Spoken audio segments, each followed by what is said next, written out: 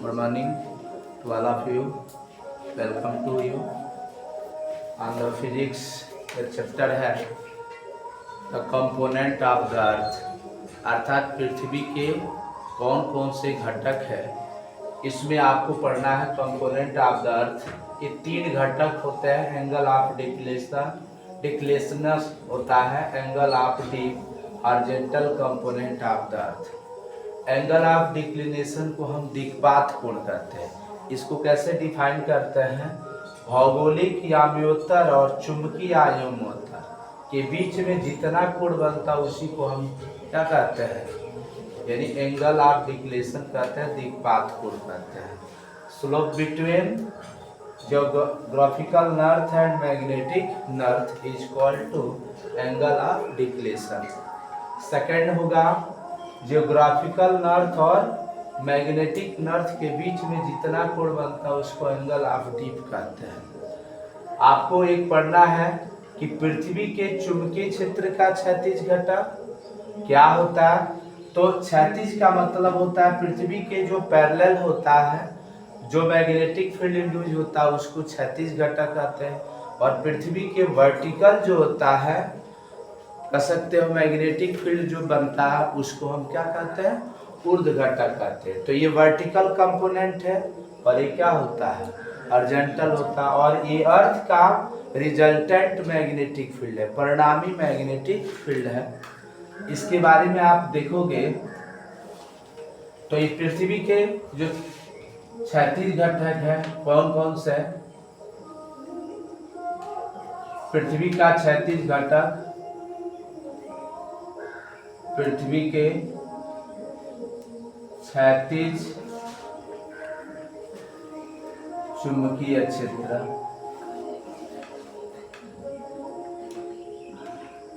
Horizontal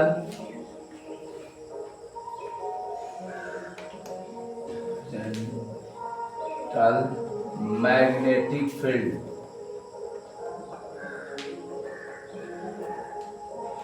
of earth, of the earth. इसको denote करेंगे BH से। तो BH निकालना है तो ये बताइए, ये BH ये आधार है और ये क्या है, कण है। आधार और कण में किसका संबंध होता है, cos थीटा। तो cos theta BH equal to लिख सकते हो BE into cos theta, equation number first. अब यही वर्टिकल कंपोनेंट क्या होगा, फॉर वर्टिकल कंपोनेंट जिसको ऊर्ध्व घटक कहेंगे, ऊर्ध्व घटक के लिए, ऊर्ध्व घटक के लिए किसको डिनोट करेंगे, VV से। ये V मतलब होता है मैग्नेटिक फील्ड, V का मतलब होता है वर्टिकल। तो ये बताइए, ये अगर आधार लेते हैं, ये आधार, तो ये लंब का काम करेगा और ये किसका काम करेगा, कण। लंब और कण में किसका संबंध होता है, साइन का। VV इक्वल टू हो जाएगा BE into sine theta, equation number second होता है। अगर इन दोनों पक्षों का, दोनों समीकरणों का अगर वर्ग करके जोड़ दिया जाए तो क्या हो जाएगा, फ्रॉम लिखोगे इक्वेशन फर्स्ट का स्क्वायर प्लस इक्वेशन सेकंड का स्क्वायर, मतलब फर्स्ट का भी वर्ग करके और सेकंड का वर्ग करके ऐड कर दीजिए। तो वर्ग करोगे तो BH का स्क्वायर प्लस VV का स्क्वायर इक्वल टू हो जाएगा B square cos square theta plus B square sine square theta. यहाँ पर रहेगा। इस पृथ्वी का चुंबकीय क्षेत्र है BE, BH का होल स्क्वायर प्लस V का स्क्वायर, कॉमन क्या दिखाई दे रहा, तो ब्रैकेट में cos square plus sign square theta. इतना 10th में और के गणित में आपने पढ़ा होगा, sine square theta plus cos square theta की वैल्यू 1 होती है। तो BH का स्क्वायर प्लस VB का स्क्वायर इक्वल टू B का square. This implied that V equal to under root में बी एच का स्क्वायर प्लस,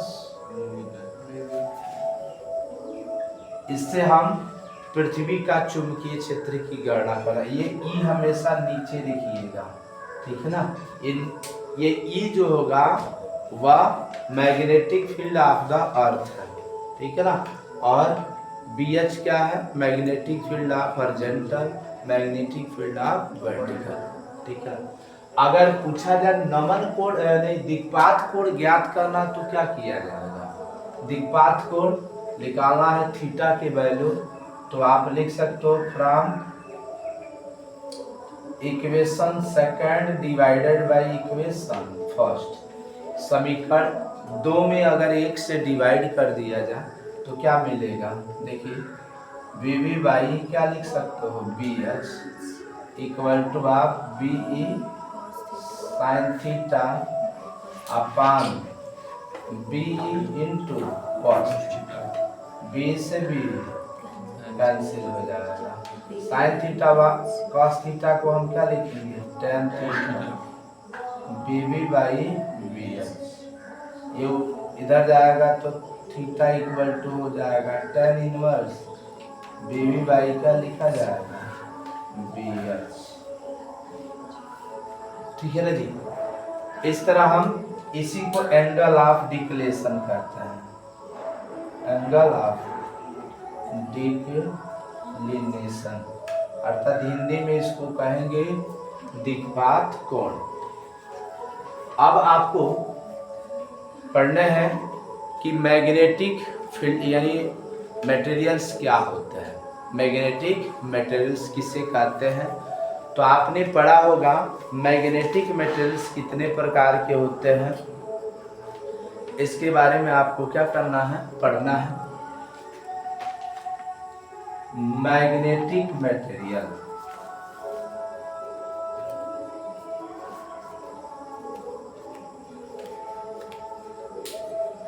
इसको हिंदी में कहते हैं चुंबकीय पदार्थ।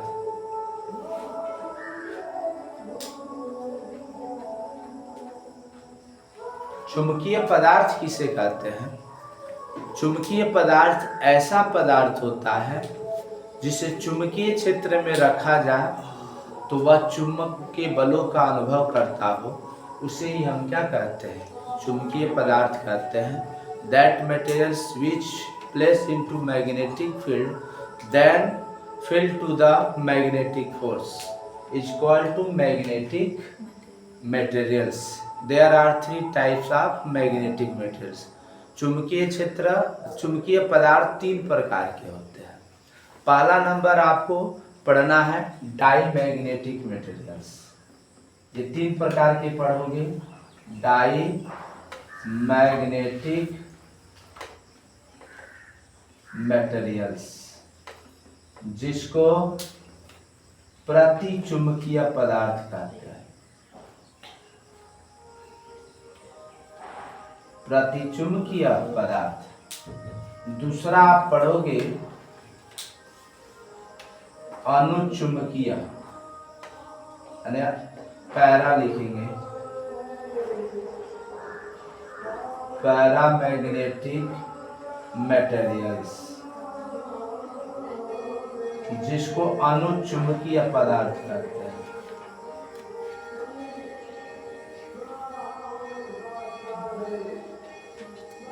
तीसरा होता है फेरोमैग्नेटिक मटेरियल,